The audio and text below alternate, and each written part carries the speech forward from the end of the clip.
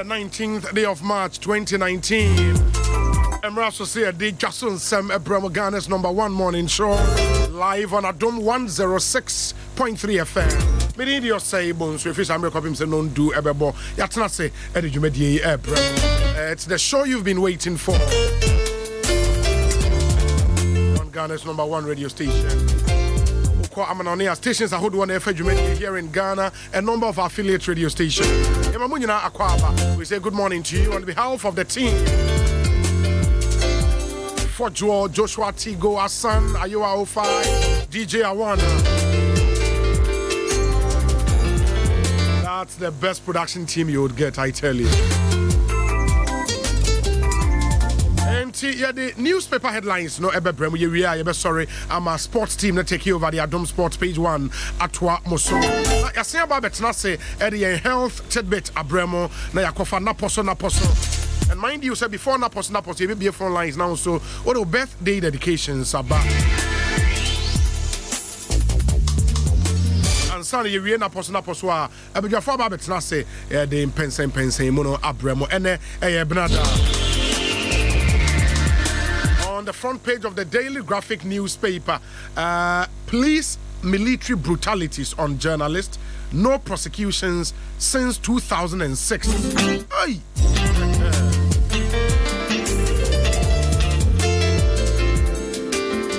That should be something I was Ghana Journalists Association they are very interested in. We'll get into the details of that story sometime later on the show. Not more to use satellite for emergency response. Daily Graphic and government receives $40 million to improve secondary education. Chronicle newspaper savagery at Nsawem. Police scoop out man's eyeball. Hey.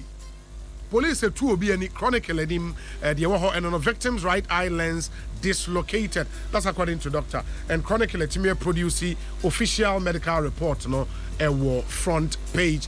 Daily Searchlight invest in Africa now. That's according to Vice President Baumia India. The Inside newspaper says marijuana Ghanaians want it legalized and commodified for foreign exchange. The Daily Dispatch newspaper says Baumia cannot be automatic choice after Akufo-Addo, where according to a party elder in the NPP, and Baumia must be automatic choice after Akufo-Addo, where so Sir John there or the by way interview I Sir John Ekosi saying so last week and a Daily Dispatch a capture Adom Nsem Aba had the new crusading guide. I was begged to destroy Anas. Can Japan confesses? Wow. And Japan Motors resident bemoan attacks by Lakeside Estate. Ninyina hun sem ewa en chemekwa homane so na yedin komo Dr. Frimpong Duku president Emma UTAG ewo UEW meche University of Education Winneba UTAG branch ansana no Finder newspaper say it is below average. AMA report indicts waste management companies and only Jacora Ventures performed satisfactorily. Ninyina ewo Finder enim opuni agongo trial judge reject motion for stay of proceedings. Maminko Dr. Frimpong Duku yaneno enin komo. Doc yemo akwa ba Dwaso Nsem so ne wa Adom FM.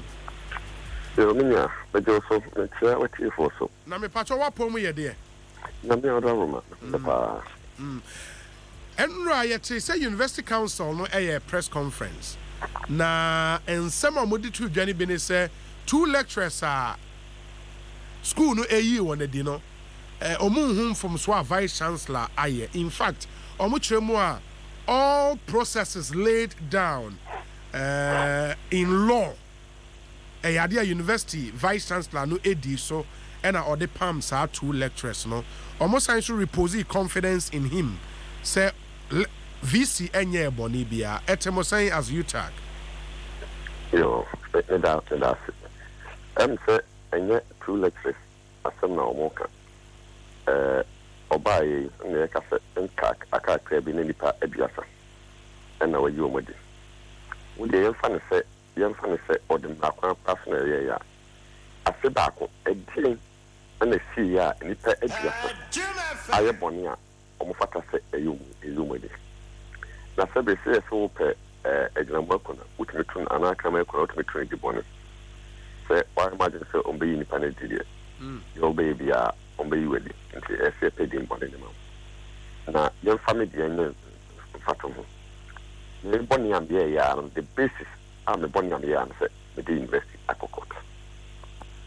Now me pacho edi kind of oka lecturers are you on the dinner home.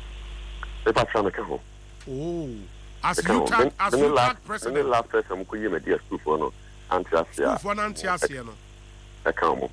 And currently, one now you tag president. And you tag president. Hey.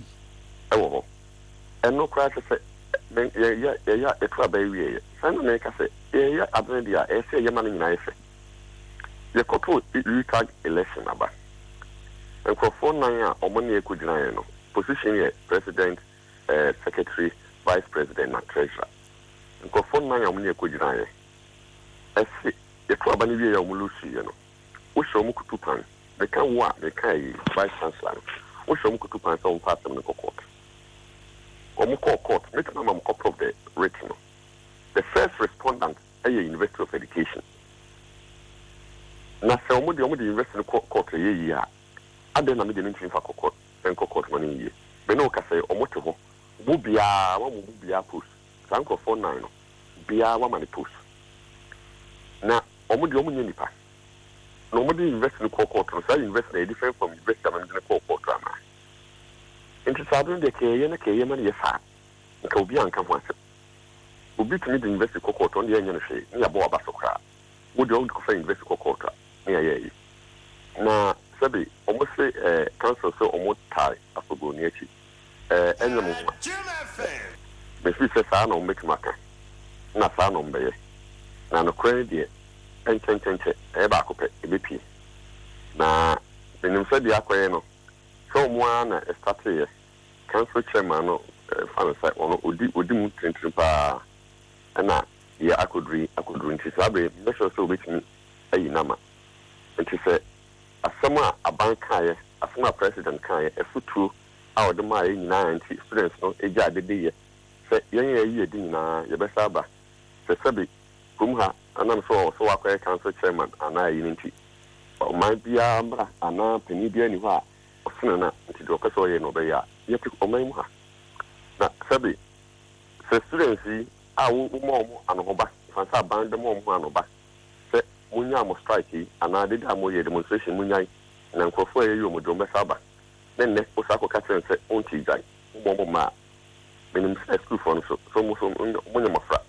Ombehu se na da ba mu se so de ne ba mu ombehu enti mum de doc me ba cho ayiti doc me ma me musa sa semina watimi atoa so se metie the council press conference no council member I think one George Darko and address a press conference no nsem o kan ni say more as lecturers no enya de amutimi exhaust all the laid down procedures within to address issues anamuwo and muja ho eco court and nun to the ma university management take decisions I will take it and no oka ho dan ni am se fa way ma bosra the patrol se see what studio way na me no wanya asem na me fan se studio wo na wo ye tani awo wo chi no kani bia ani ho enti no kan internal mechanism na internal channel no one beam na make and coca assessment channel. Na sabi mo yeni nyina so ne ka kyeremo. We were speaking. Processes na mo di UBC no. Enya na mo ntie na kwasa ko fa the same vision no. Edna ba. Na basement no ho asị na eye sa ni pakọ yai. Na masa kwọ no ho seja. Kunya betra so me ntinu ho asị o. Nti me ba me aka ho asem. Emu ebe ni menya. Na menya sure say o maka eda ana ewo wokwa mu da se wo ye adwuma wo uniba de a na asamba uniba ho de a won't be found in court. There's a history to this. Nkofo bebre ewo ha ano me staff e de university court ya anya omo hwe nkofo bebre wa ameka se na ba ono aban mu krai ana wu na mamem ana ne time yi krai nkofo nsia e de me any university no e court wa anya omo hwe. And no me say, then Tina, I said you be the investment court. Acquire money. Okay, but as part of the internal mechanisms, no say, OSHA Act establishing the university, the highest decision-making body in the university should be the University Council, meboa. Na ehone nso no mo de masem no ekọ University Council and it too sana mo. Okay. University Council is too sana mo. Omo na e fast proceed and also to appoint the vice chancellor. And what for a Reverend Boni Sabrabe a VC. And it's who play your status no all qualifies for VC. And the council so went to ask him. And I said to hear an idea, I said council not to say, or no only customer any ye. And now in the place never see so customer any ye. International Chedia, and I said, Sabi, on mine, I a Timor and Maria Jumadia. And you have some Kodak and Bra. We are fat as some of your soul. Yanko Tutu, Yanko Bob, Yanko Twedan, Yanko with the Padia. And Ma, Quantum Yafa. Now act no customer crime, say investigating to be court.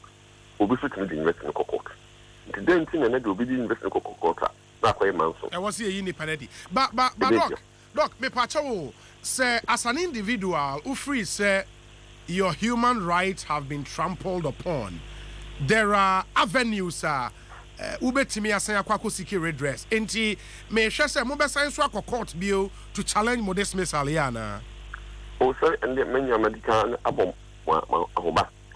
Say fasem we dey nya manenka. Okay. Enye de entwa nti sabi ka mfan say omunya akwanyan ke bia ko metima ka say oh ye hwehwem ye bi wo ha ho say ya anye ye nti sankofo no de ana bibisa na se say nyina ho say ye twa na mo ye de boy ho ban akoyani na te se nyina o mo try again to justify the unjustifiable na sabi me to no mabaya adwuma anya hwe kwan fie dwie no mintimi mo bi nsori dako ni interest so be bi sinti no timi ko tena fie no ndo ni di nti ekwa be faso bia no kwa be da di ni die nya ye betu sana mo no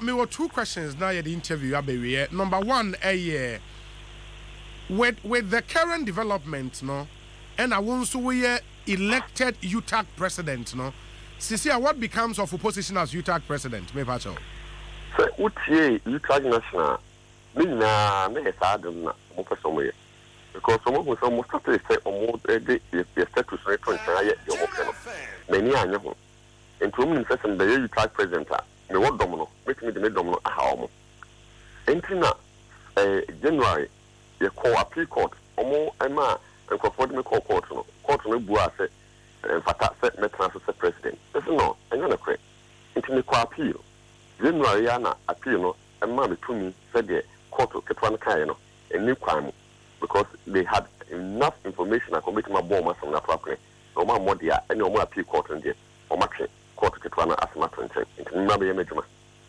enti ho na national UTAG national check ata komo say say court na bu ase betimi be yeme president enti omo select akacho mo say omo agimatum na ani die bia na akwanya bia som de mama mtimi medjuma no omo mo amena menye enum ade tse ya no mko yesa emergency meeting because nya fanka mo first Sunday no one mo can investigative you know o ye in August last year nka nka mo dia to na a March ye be mo letter secretary me yenejuma ade chema ko sa emergency meeting about the image it was me secretary obaba ye UTAC president na omumpe for now say o ye university worker and na we president na national asema me nyintum asema ma kan na nyintum enti de me nse me ho omoma mkwan a me koye meduma omoma mkwan me koye meduma na emrane de se de tie bia ese de mrane eduma o man mu ha eni kwa se jani panka krabi na o fi se tumi krabi do mo sem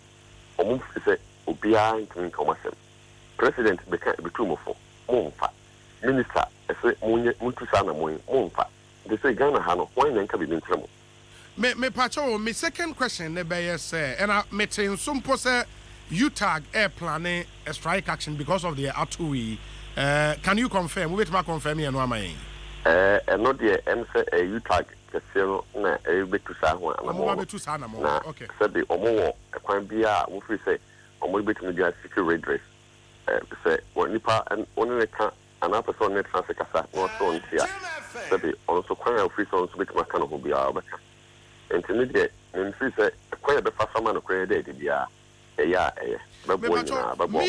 meeting a course between the education minister, Mihu, member of parliament for Ifutu, Mihu, member of parliament for Asen Central, Mihu, some other UTAG executives be after the meeting, you say much and we release be by say there is this agreement in principle, say was say a sign Arian state sacked lecturers, no any other. Some meeting now will be. The patrol, the Omokono Akrano, and the man could be. No movie minister, I didn't know them, and ma honorable for me, no, honorable Alexander Phenomarkin, and they can be a Japan. Some Mumma Winiba. Mumma can say, Asano, Omohu, Nano, Dia, and T. Obefano, and T. Almost say, MS school for the aided in life. Now, lecture now start be a need to be a Omakache council say, Omomania Tamra. We any that's all, any Asama, the Ditum say, and the Quack Council, and now and the Fata. And also strong, and I make a say, Council I say, I say, will be anti can nothing be because we're a council in T. Or bro, be also. Now, so the minister, we a council chairman, or more minister. And we are the minister, you say, now so yeah, in our we are the Aban government and our president, say, reconciliation council. If we think away, almost just Mutusana Moya, at least not a reconciliation, Yastatiano. So be your phone, your phone, it will be on a more tree, who say, if you see Muna and I, the end tree, ya Yinti, Modia Mosamra, in Yajman near moi, university near moi or man. Now, Usmun say, dear, I'm say, I'm running in a dorsal. It's a better about Stanford Friday, the bed may be. Oh, okay. Doc, where the Nanka me say a twice, so was say the SC. One other question, and a woman dreams and they say, yeah, say 2 lectures near Pamo, but now we say numbers no a dorsal. Apart from more Moody school, they call quarter and Yapam mono, or more academics or more day. It's a Obia, yeah, no. Ah, okay. Lecture about no alumni president. Into no council, so alumni president no, only was a lecture. Yeah, we school, yeah, high school in Diano. Or call meeting, come on, I'm a person with the then acting provisional, acting vicinal, I'm more the status rate, and also the interview. First, 3 says the same, you know, into the internal council, more person with anything. I'm some of the mobile and society, dear, I'm a mono person back home. Into meeting, you know, with Frassi. On the Bonnie and so free meeting, I say, into my unity. Into Francoya alumni president, and now one year lecture, and could free Hoko and Kamuko in Indiana. And on Nancy. Another principal, no what a Jumako. Also, no management, so the more young or Kamunti, and also a young society, the also about one thing. No, my mom for who the echo so say, the more young and yet, also the cardinal, what you need. Lecture barco or group platform, so a WhatsApp platform, one and call for a Kasakasa. Will be sending a message, and you are not creating message, will be sending a message. No, the control platform said, Minya, over the echo so. Also, member of our group from the Cotra Visia, Master Committee, what you need. Or by no ordinary synchrophobia, say, I say, what could the advocate take, and now one permission into your baby, a master ready. Mano, and now assembly than it or the age, man. Reasons be brave. I wish we had enough time. Nanka ya call Ninyamu one after the other, but yeah, but that's so when I'm ready, I didn't come on or pay. Bibiani, why? We wish you all the best. We wish you all the best. Yeah, that's a party. Dr. Frimpong Duku, a president, UTAG, a University of Education Winneba branch of UTAG, or no anyone president. Unfortunately, your lecturers are. School no you on a day for some very interesting reasons. Ebina on a ache, but I can't say idea he would fight his dismissal to its logical conclusion. Inti yabesha de see Professor Walanyo Wallace Ayakrado ewa hawa ne keju anankasa e the Adom Sports page 1 Ebremo Professor Bakope Akwaba Yenua na bibi ekoye di what ya se bibi ai kama want ya se anke ntia se Professor senior most obi o polo shirt di Mr. Oh, my idi loan am mission high. We sure.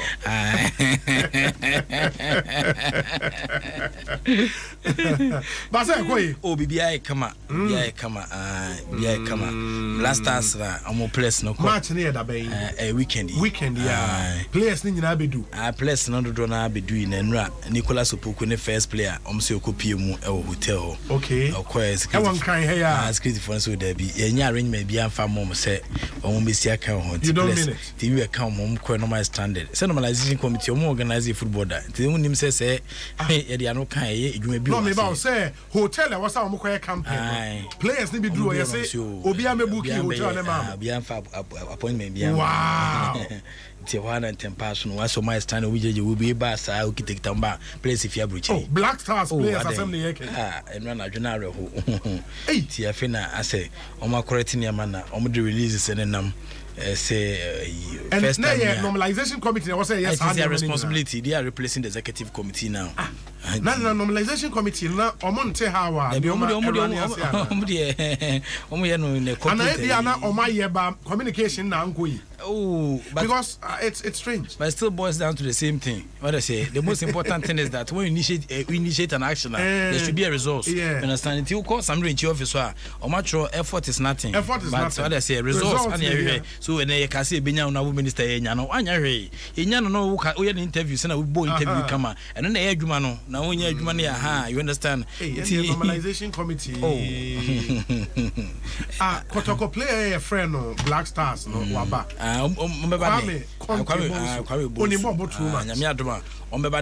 Na almost ade mama ne aba. Oh, okay. Mama be bo ma ne betensa koi. Very sad say kotoko entua nkonko nanim. Yeah. Omudumadi a omudi but me sure say when they get another opportunity obetua san kire omo prepare. Na Black Stars team we no. Kwame Bonsu problem kakra. Oh. Who say Kwame Bonsu o tamono Sweden. Yeah.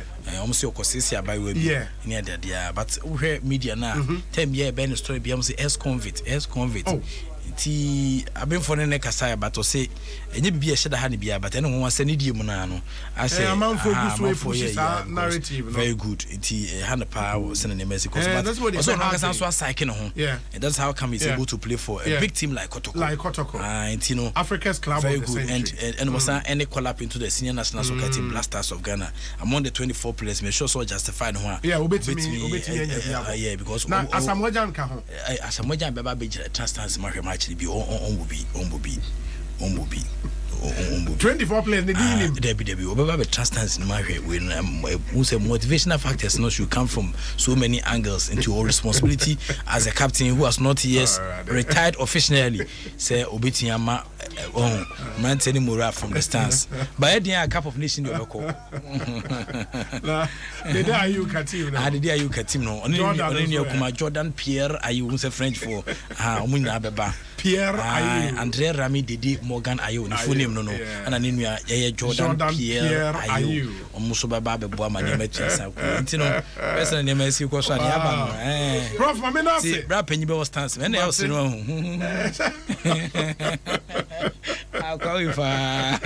yeah, sorry, Adom Sports page 1 so prof any page 1 I can take it away. Jim FM 106.3 top. Only God can stop us now. 106.3 FM. Jim FM